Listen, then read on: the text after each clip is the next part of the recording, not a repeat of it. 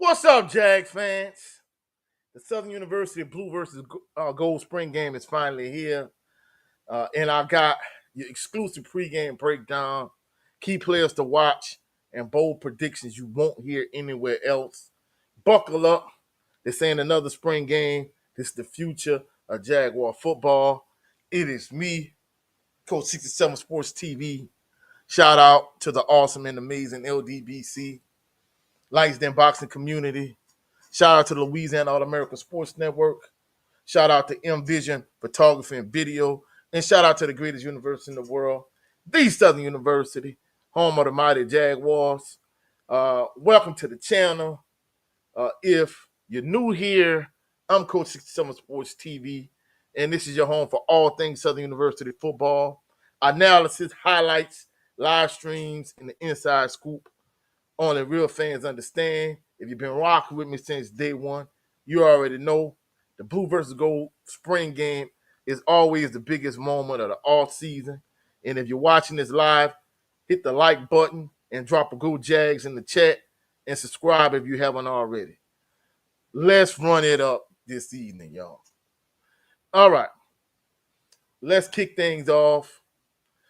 Tomorrow, A.W. Mumford Stadium, 1 o'clock tomorrow afternoon, Pete Richardson Field is going to be Southern University's 2025 Blue versus Gold spring game. It's going to be battles at a variety of different positions. This game is it's not a glorified scrimmage, it's a battle at a variety of different positions. All right, let's look at the QB1. We got Rising Stars trying to make a name for themselves. And the fan base is looking for signs of what's going to be coming this fall. Coach Terrence Graves. I mean, he got his work cut out for him, but at the QB position, majority of Jaguar Nation is rocking with Jalen Woods. He kind of earned his stripes this season. He was third string for most of the season, but he's emerged as the QB1. And then you got Jamari Jones, who's transferred in. And you got Angelo Izzard Jr., who some people feel like is the best athlete at the quarterback position. Went to Southern Lab. So that's what you got at the QB1. So first off, let's look at, the quarterback position. We already talked about that.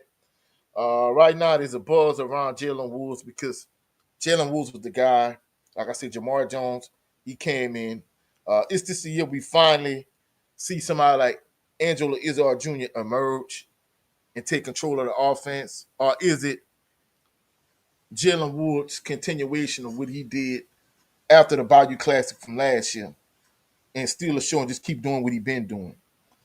I've been able to catch a little bit of clips online in terms of spring ball, but tomorrow should tell us everything we need to know. You know what I'm saying? So it's going to be interesting also who emerges at the running back position because with the departure of Kobe Dillon and Kendrick Grimes and C.J. Russell, somebody else going to have to step up at the position. I from what I heard, Amarian Asbury is, he graduated early and he's participating in spring ball. I don't know how true that is or not, but the clips I've seen, I haven't seen him. Also, defensive storylines. I mean, usually star players like Kelby Givens really don't play in the Blue versus Gold spring game. He didn't play last year in the Blue versus Gold spring game. However, he did play the year before. That's when he had a standout spring game. Him and Trey Lang. So it's going to be interesting to see if Kelby Givens actually participates in the Blue versus Gold spring game. Also, Herman Bristol III is going to be interesting to see if he participates in the Blue versus Gold spring game. And not only that, but Vince Page. Those are your three cornerstone pieces from a defensive standpoint. Like I say, it's going to be interesting to see who emerges in terms of the quarterback battle, who emerges at running back. Barry Remo, he is 5'9", 165 pounds. gonna be interesting to see, has he put on some muscle? Is he gonna be bigger, stronger, or is he gonna be like a Gerald Holmes type running back in terms of just gonna stay smallish in stature, but gonna be a speed guy that you could get on the edge when it comes to tosses and stretch plays and jet sweeps and things of that nature. So it's gonna be interesting to see. Not only that, but Southern University last year in the Blue versus Gold spring game, they played a ridiculous amount of wide receivers. So it's gonna be interesting to see uh, which of Southern University veteran wide receivers kind of really controls that group in terms of going to be the first one to say, hey, I'm going to show some leadership at this wide receiver position. Is it going to be like the person that's in the thumbnail, Darren Morris, or is it going to be one of the other guys that's going to step up? So it's going to be interesting to see in terms of what's going to be the primary storylines coming out of tomorrow's Blue versus Gold spring game. Which players are going to be the players to watch coming out of tomorrow's Blue versus Gold spring game. And not only that, but last year, the defense dominated early. They seemed like they kind of ran out of gas, and then offense exploded. But when the regular season started, defense was just kind of dominant as usual. So is the offense going to get the better of the defense tomorrow, or vice versa? Who knows? All of these questions kind of remain to be answered. But at the end of the day, it's going to be interesting to see who going to step up on either side of the ball, who's going to play, who's not going to play. Like I said, we talked about the quarterback position, talked about the running back position. Not only that, but is the offense going to take the quantum leap to the next level? Mark Frederick's offense, I'm not going to lie, at points during the season last year, it was pretty pedestrian. Now, just kind of rewinding to last year's Blue versus Gold spring game, the offensive line was trash. I'm not even going to sugarcoat it. So after the Blue versus Gold spring game, Coach Graves and staff, they went out and they got a ridiculous amount of offensive linemen.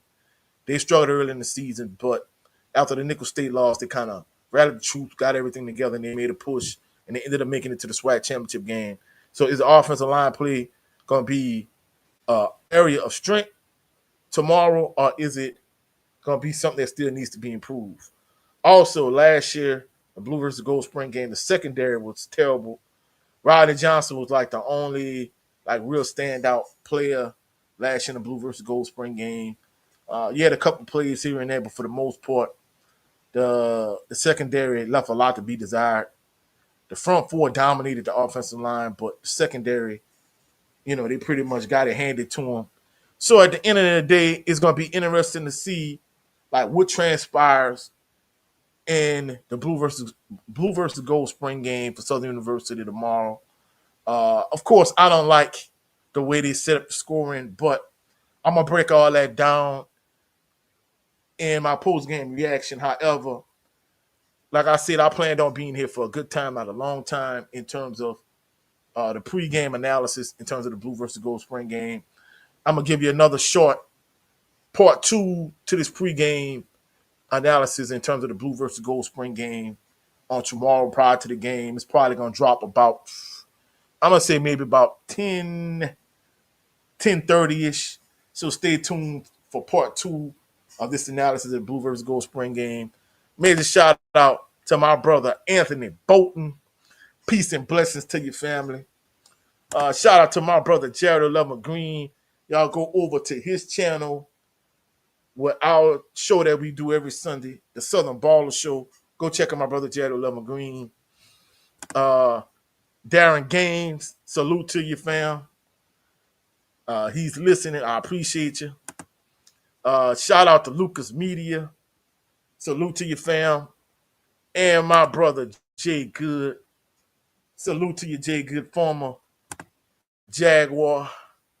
So this pretty much gonna wrap up this real quick, short live stream. I gotta go do some ripping and running around Baton Rouge, run some errands, handle some business.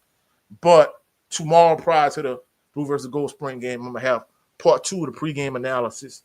And then the thing a lot of individuals are looking forward to the post-game analysis, part 1 of the Blue versus Gold Spring game.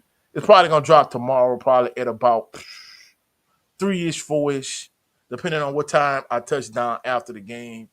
So y'all be certain to look out for part 2 of the pregame analysis in terms of the Blue versus Gold Spring game, my post-game analysis in the Blue versus Gold Spring game, and then I got something major, something monumental that I'm doing tomorrow for the Blue versus Gold Spring game. Y'all check it all out. I appreciate everybody that's been rocking with me since day one.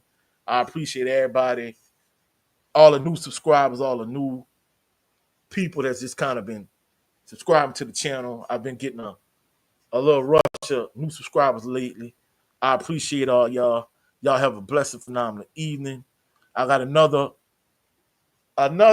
video that has kind of been in the can. I kind of been lazy, didn't upload it. So I'm going to load that later on today. Y'all have a blessed, phenomenal evening. Peace and blessings. And go Jags!